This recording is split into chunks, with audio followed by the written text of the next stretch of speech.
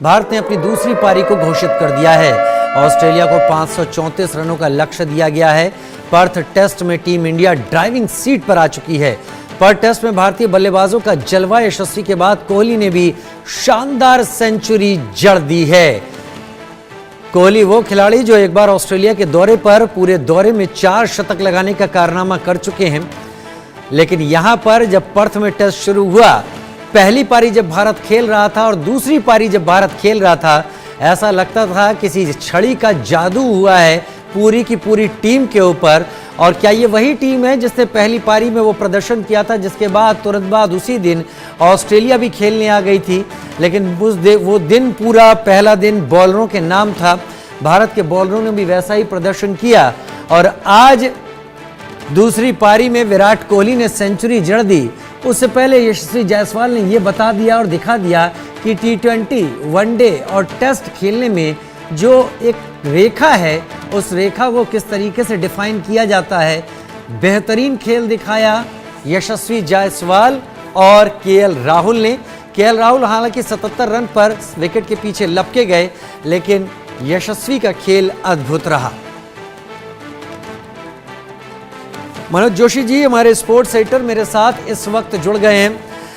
मनोज जी, है कोई आपके पास मुहावरा, है कोई आपके पास ऐसा शब्द जो आज के परफॉर्मेंस को परिभाषित कर पाए? आंकड़ों के बाजीगर और जादूगर मैं आपको कह सकता हूं, क्योंकि जितना मैं बोल रहा हूं उससे कहीं ज्यादा आंकड़े आपके पास होंगे। लेकिन विराट और यशस्वी, मैं यशस्वी को विराट कहूं या विराट को यशस्वी कहूं? आज आप दोनों को किसी भी तरफ कह लीजिए, खरबूजा चाकू पर गिरे या चाकू खरबूजे पर गिरे, कोई फर्क नहीं पड़ता। दोनों आज अद्भुत पारियां खेली हैं। रही बात, आपने आंकड़ों की बात कही है, तो विराट कोहली आंकड़ों के मामले में सबसे आगे निकल गए हैं। उन्होंने ऑस्ट्रेलिया में किसी भी भारतीय से ज्यादा सेंचुरी बनाने का कीर्तिमान स्थापित किया है। जी हां, 7 सेंचुरी उनके नाम हो गई हैं। सचिन तेंदुलकर को पीछे छोड़ा, सचिन तेंदुलकर के नाम 6 सेंचुरी हैं। इसके अलावा गावस्कर के नाम, सुनील गावस्कर के नाम 5 सेंचुरी और 4 century very very special Laxman के नाम थी। तो इस तरह से ये अपने आप में कीर्तिमान। रही बात, आपने यशस्वी का जिक्र किया, सबसे ज्यादा छक्के जो है इस सीजन में 38 छक्के उनके नाम। और जो एक लंबी पार्टनरशिप हुई, 200 रनों की पार्टनरशिप, ऑस्ट्रेलिया में जाकर किसी भारतीय ओपनर की लंबे समय के बाद इतनी बड़ी पार्टनरशिप भारत की तरफ से देखने को मिली। तो इस तरह से मैं कहूंगा आज सब कुछ जैसा भारत ने चाहा वैसा हुआ। लेकिन जो दूसरा सत्र था उसमें ऑस्ट्रेलिया के लिए थोड़ा बहुत जरूर कुछ कमाल का प्रदर्शन हुआ, जिसमें 4 विकेट गिरे और भारत ने 9 रन के अंतराल में 3 विकेट खो दिए थे। लेकिन रनों की रफ्तार तेज थी और आखिरी सत्र में विराट कोहली ने और नीतीश रेड्डी ने तो मैं कहूंगा कि अद्भुत प्रदर्शन किया। 7 रन या 8 रन, तकरीबन 8 रन प्रति ओवर की गति से रन बन रहे थे।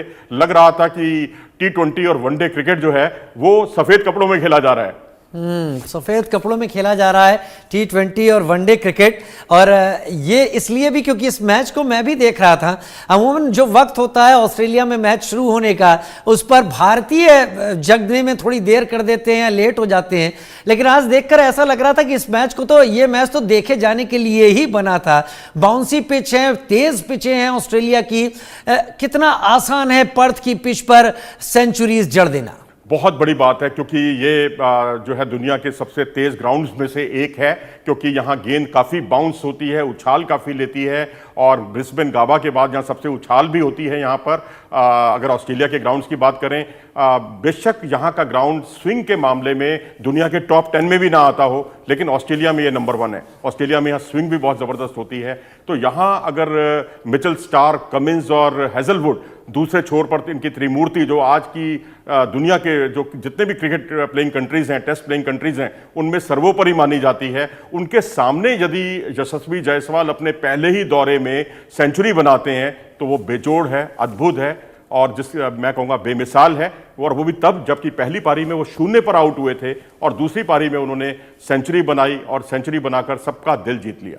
मनोज, इस मैच को लगातार देखते हुए कई चीज़ें अच्छी भी लग रही थी और कई चीज़ों पर ध्यान बहुत ज़्यादा जा रहा था।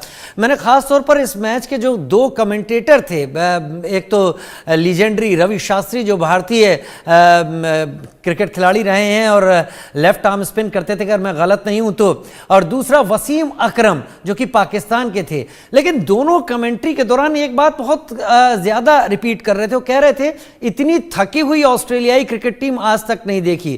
क्या आपका भी ऐसा ही मानना है?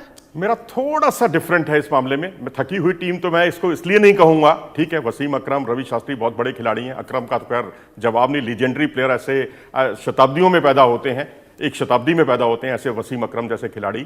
लेकिन मैं कहूंगा कि भारतीय बल्लेबाजी बहुत बेजोड़ थी।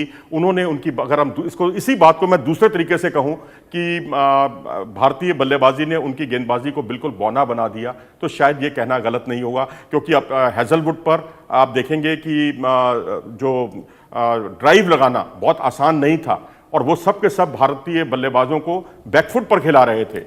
क्योंकि बैकफुट पर आप गलतियां करते हैं, बैकफुट पर आप ज़्यादा स्क्वायर खेलते हैं, और आप फ्रंट फुट पर ज़्यादा जोखिम नहीं उठाते, क्योंकि आप बड़े शॉट खेलने जाते हैं तो ग्राउंड बड़े हैं ऑस्ट्रेलिया के, आप लॉन्ग ऑन पर या लॉन्ग ऑफ पर लपके जाते हैं। तो ऐसी स्थिति में जो स्क्वायर लेग बाउंड्री है या मिड या फिर फाइन लेग की दिशा है, या आप दूसरी तरफ कहें पॉइंट बाउंड्री या थर्ड मैन, वहां पर आपने ज़्यादा शॉट्स खेले, और उसमें भी आपने दिखा दिया कि आप स्क्वायर बाउंड्री भी बहुत अच्छे तरीके से उस पर चौके छक्के लगा सकते हैं। और नीतीश रेड्डी ने छोटी सी कैमियो रोल में 150 से ऊपर के स्ट्राइक रेट से जो रन बनाए हैं, अद्भुत है। पहला मैच ये खिलाड़ी खेल रहा है, पहले मैच में भी, पहली पारी में भी इनकी और ऋषभ पंत की बदौलत भारत 150 के स्कोर तक पहुंच पाया था। दोनों ने मिलकर 48 रन की पार्टनरशिप की थी, यहां पर 77 रन की पार्टनरशिप उन्होंने विराट कोहली के साथ की है। तो ये अपने आप में अद्भुत है, बेमिसाल है। और इससे पहले जो, जिस तरह मैंने आपको बताया कि 9 रन में 3 विकेट भारत ने खो दिए थे, उसके बाद एक अच्छी पार्टनरशिप को जो अंजाम दिया गया, 89 रन की वाशिंगटन सुंदर और विराट कोहली के बीच में हुई, और फिर 77 रन की पार्टनरशिप हुई। तो विराट कोहली बाद के दौर के हीरो थे आज के इस पारी को।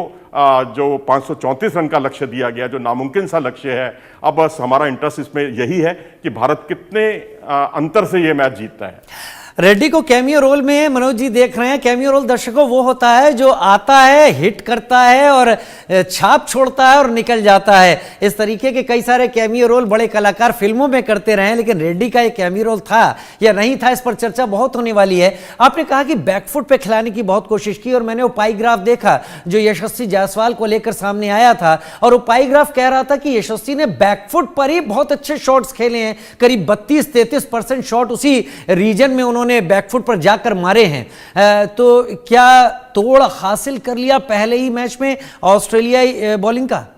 जी हाँ, बिल्कुल। क्योंकि आप, उनकी सबसे बड़ी खूबी यह है कि कंडीशंस के अनुकूल खेलते हैं वो। यही खिलाड़ी था, मैंने देखा T20 क्रिकेट में ये पावर प्ले में अपनी हाफ सेंचुरी पूरी कर लेता था। यही खिलाड़ी था जो 25 ओवर तक एक भी चौका लगाए बिना KL राहुल के साथ कंधे से कंधा मिलाकर डटा रहता था। तो ये एक बहुत बड़ी खूबी थी यशस्वी जायसवाल की। और वहीं अगर आप विराट कोहली की बात करें तो विराट कोहली की पारी काऊ कॉर्नर पर, जो कि मिड विकेट और लॉन्ग ऑन के बीच का इलाका होता है, उसे काऊ कॉर्नर कहते हैं, वहां उन्होंने कई चौके जड़े हैं और एक तरह से रिदम बिगाड़ दी पूरी तरह से उन्होंने। और उन्होंने दिखाया बाद के दौर में, जब इनको निश्चित तौर पर ड्रेसिंग रूम से कोई संदेश आया होगा, और जब नीतीश रेड्डी बल्लेबाजी करने के लिए आए और 8 रन प्रति ओवर की गति से रन बन रहे थे उस समय, नीतीश रेड्डी ने बैक टू बैक 3 लगातार चौके लगाए, छक्का लगाया, फिर उसके बाद अगले ओवर में फिर उन्होंने छक्का लगाया। तो 3 छक्के अगर एक यंगस्टर लगा रहा है और विराट कोहली दूसरे छोर पर खड़े होकर उनकी हौसला अफजाई कर रहे हैं और खुद भी बड़े शॉट्स खेल रहे हैं, तो ये मैं समझता हूं युवा खिलाड़ी के लिए इससे बड़ा लम्हा नहीं हो सकता कि विराट कोहली दूसरे छोर पर हो और दोनों मिलकर 8 रन प्रति ओवर की गति से या इससे भी तेज रन बनाएं और लक्ष्य को 534 तक पहुंचा दें। अब स्ट्रेटेजी क्या होगी, क्या हो सकती है, क्योंकि दिमाग में क्या चल रहा है भारतीय कप्तान जसप्रीत बुमराह के वो नहीं पता,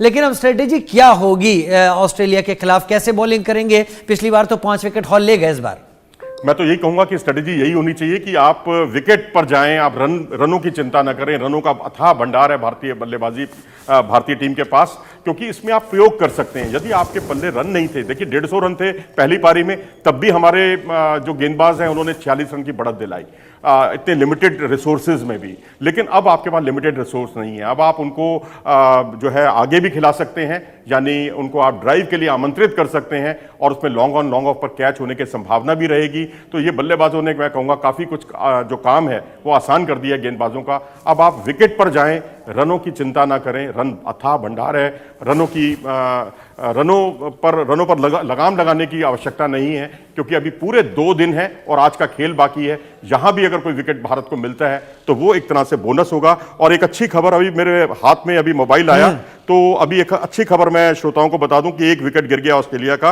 या अब भारत जीत से केवल 9 विकेट दूर है।